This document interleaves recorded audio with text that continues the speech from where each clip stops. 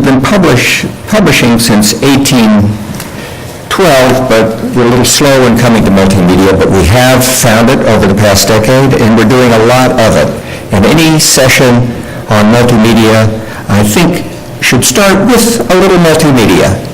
Hold on, and I'm breaking one of the rules of presenting multimedia, which is presenting something that actually moves and is live in a PowerPoint presentation, but with a little luck, this may roll for 4 minutes and just show you a little bit of some examples of the types of multimedia we're doing, including data-driven graphics, which can show you things like top 10 causes of death in the United States since 1900, tuberculosis, heart disease. That big bump you saw was the influenza pandemic of 1918, going on to trends in maternal mortality across the world by continent, Africa, Asia, and these are coming off of databases.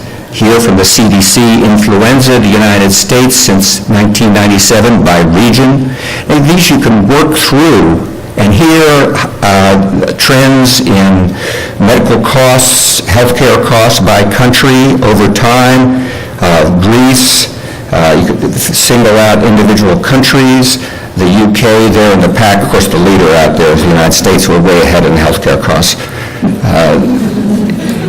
We also have instructional graphics that, such as this one that shows in great detail the HIV, the structure of the virus, the capsid, there's reverse transcriptase, and there's a whole course in HIV, the virion entering the cell, going through the cycle of replication, and then leaving the cell.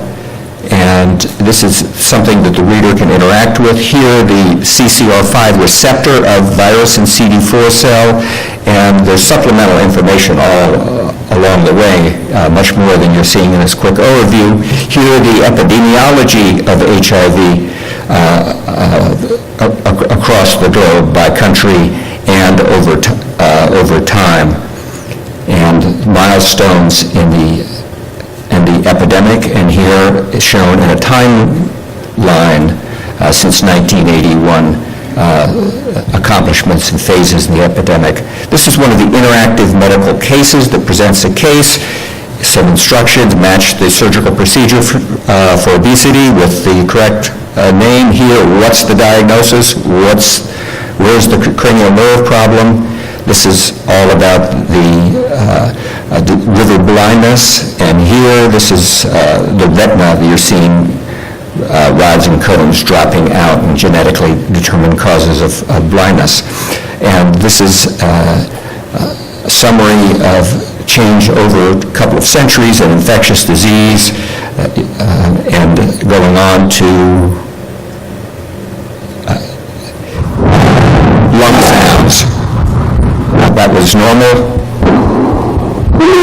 That's not normal. That's Strider. Take the kid in the easy room if he sounds like that. This is a squawk. You got to hear it. You know, the PDF doesn't capture that. Here, cochlear implants. First showing you where they are. This is one of our artists, actually. I'll be at the corner of Maple and Main at 6:30. That's how it sounds to us with a cochlear implant. And with a multi-channel cochlear implant. I'll be at the corner of Maple and Main at 6:30. This is another one in this campaign. More doctors smoke Camels than any other cigarette. Next would really be the introduction in a very aggressive way of filter cigarettes. And so this is an ad for Winston's. This is a similar ad for Viceroy, which shows a man with a very prominent telescope. The man who thinks for himself knows. That was narrated by the author, Alan Brett, who I think enjoyed it. Slideshows are not too difficult, but hooking it up, syncing up the sound is a lot more difficult. And we've been working in multimedia for over a decade, nearly a decade. We've been doing audio podcasts, both a one of the first things we did was a weekly audio summary read from a script by physicians. A lot of readers tell us and listeners tell us it's a good way to learn medical English. It's not what we intended it for, but that's what it's being used for. In Japan, they even want the script so they can follow it in English while they hear it pronounced correctly. We're doing interviews of authors, also doing, as you saw, slideshows, this one of a history of obesity, ads, and animations that take a lot of work from artists working with the author to get it right. Here showing the non-surgical treatment of abdominal aortic aneurysm. These interactive graphics, such as you just saw and heard, are something that the reader, the viewer can play around with, can see and hear. Originally this showed up as a bunch of files from the author, audio files that were supplementary files. Our graphics artist team took it, put it into a much more effective interface, and it's been quite popular. And on the right there, you're seeing a whole course really in how a tumor and the mutations evolve over the course of recurrent lung cancer. The best-known videos we do are the videos in clinical medicine, 52 to date. We've been doing them since 2006. They're 10 to 12-minute videos. They're published as separate publications in Medline. They're voiced by the authors, some with interesting accents from various parts of the world, and they're especially of interest to interns, residents, physicians in trainings, their target audience. Most recent additions have been the quick take animations. We've done 7 over the past year. They're voiced by the editor-in-chief, believe it or not, who explain things like the perils of distracted driving, all based on an article, summarizing a research article, but actually not part of the article, but with the article. 2 to 3 minutes of animation, again, done in-house by our graphics arts team.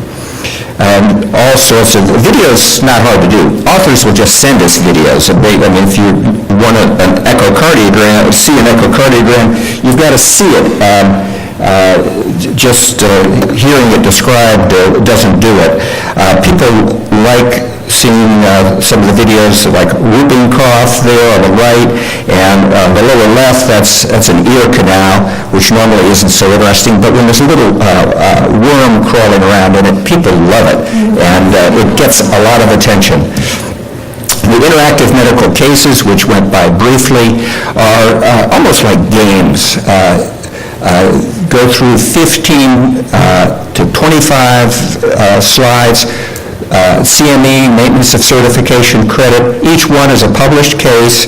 There's educational feedback on the questions, and they're complicated. They take a lot of time, a lot of artwork, and there's a lot of medical content in them too.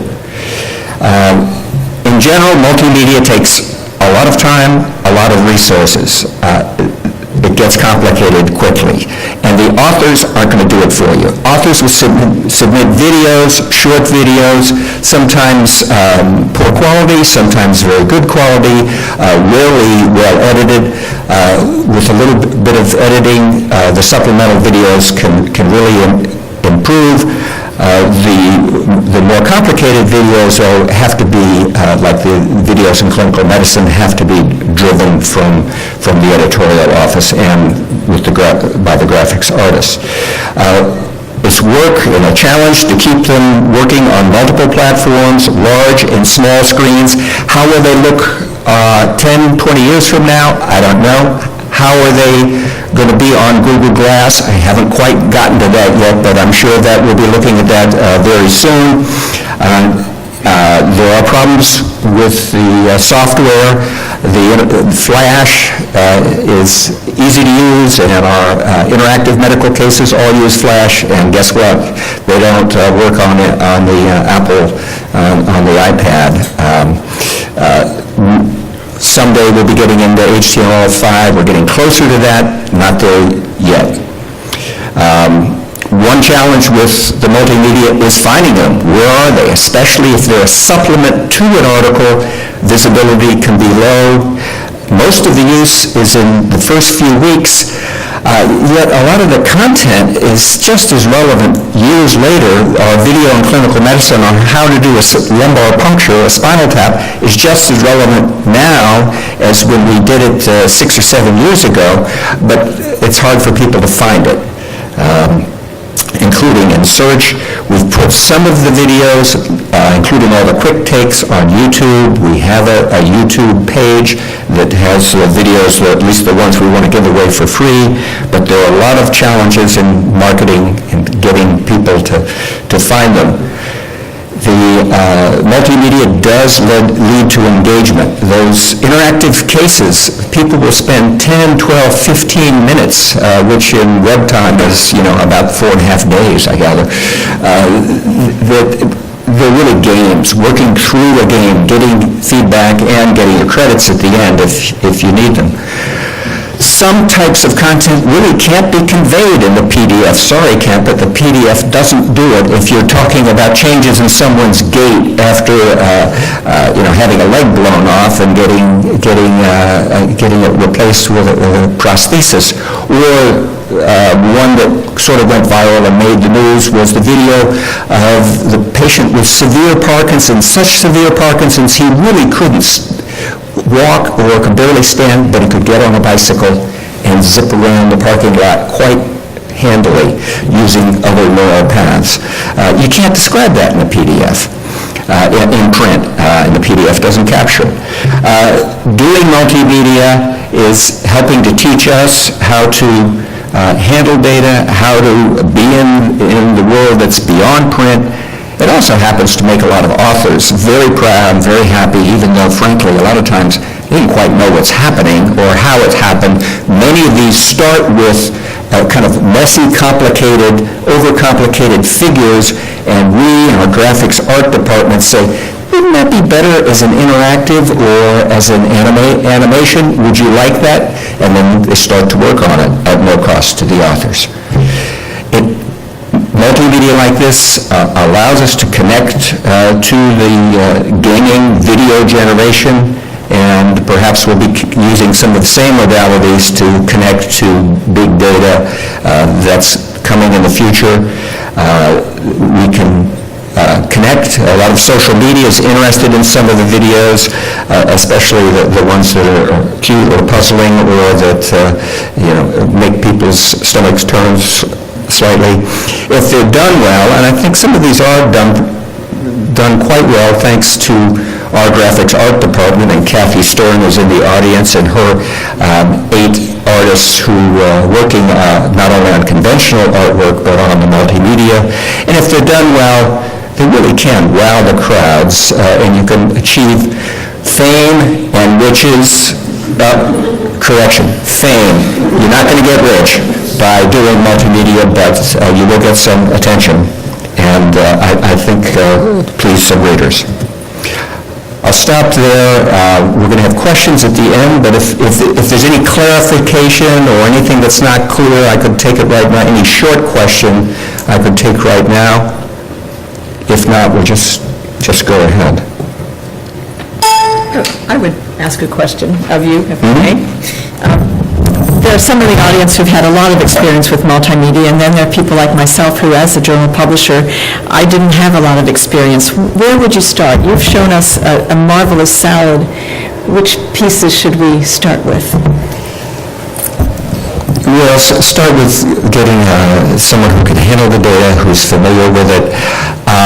Start by encouraging authors to do more and find the resources in their own institution, especially for video and audio. Anybody that works in a university or medical center has got some of those resources right in their center that they don't know about, that they need to go down and find and enlist to help them to make better videos. Videos are basically the easiest after just plain photographs and perhaps slideshows. The more complicated takes some skills, skilled artwork, but start with the videos. I'm going to ask one more question, if I may. There are many things you've shown us, and I wonder how you know which are the most popular, and are there some that you would stop now if you could, or if you were in total control of the purse strings, you would recommend ceasing to do? No, I'm not in control of the purse strings, but I recommend that we do more of all of them. And seriously, that's where the future is. It isn't in paper, and I don't even think it's in the PDF. The multimedia is the future. The business models will somehow have to catch up. One quick question. I think you showed some content that was video only, and you said it was indexed, it's in PubMed. So is there no print component to those at all? It's just listed in the table of contents as an article? It's published as an article. Videos in Clinical Medicine are published as an article. It's in PubMed. It's on the table of contents. There is a supplementary PDF that summarizes some of the material. They don't get a lot of use. And how do we know it's popular? Just from the amount of traffic in use. Some years, the videos in clinical medicine have been among the most popular articles on the site, especially when we were early in the phase when we were doing some of the topics and procedures of wide importance, essential for every physician, suturing a laceration. Now we're getting into the 53rd, 54th video. Some of them are more specialized and don't have as wide an appeal. One of the big challenges with multimedia is hosting, because it takes up so much room. What are you doing as far as that goes? I can't really answer that in any detail. There are some people here who could probably talk to you later about it, but the videos in clinical medicine are hosted at ACMI, but everything else is hosted in Adapon, and we've had some problems with freestanding content that's not part of an article but's associated with an article. And sometimes I've had to make an article free just to avoid the problems that people run into trying to get to them and trying to keep it all together and coherent. And sometimes we've had to just put something on YouTube and link out to that until we had a solution that would work within our hosting system. Do we stop there? Any other? We're going to take more questions at the end. Looking at this, my question really, and this may come up in other presentations, is to do with information discovery and what patterns you're seeing in terms of people coming to multimedia versus having traditionally come to the PDF. And you've just mentioned about making something free, but having then had to make PDF free in order to be able to get to it. What changes, what patterns are you seeing from your research end user community in getting to this content? I'm not quite sure what you're asking, but of course, things we make free get more traffic than things that aren't free. All multimedia is not free. And almost everything we've done initially, for the first time we make free just so people find it, but then we can move it behind a paywall. Initially, the audio, the full text reads of the clinical practice articles were made free several years ago. We moved that behind the paywall, and people can see it's there. If they're subscribers or they're on a subscription, they'll get it, otherwise not. So there are kind of all varieties going on there. So when you've got something encapsulated in a video, though, how do I, as someone who's researching, find that information? Are you building metadata around it in order to be able to find that? Well, most videos are attached to an article, or supplements to an article. So what you're looking for isn't the video, you're looking for the subject, the topic, something on, or a case about, injuries from the bombing. And with that is a video showing the person who's recovered after surgery. Most of the videos are attached to an article. Thank you, Ted. Just give us a second.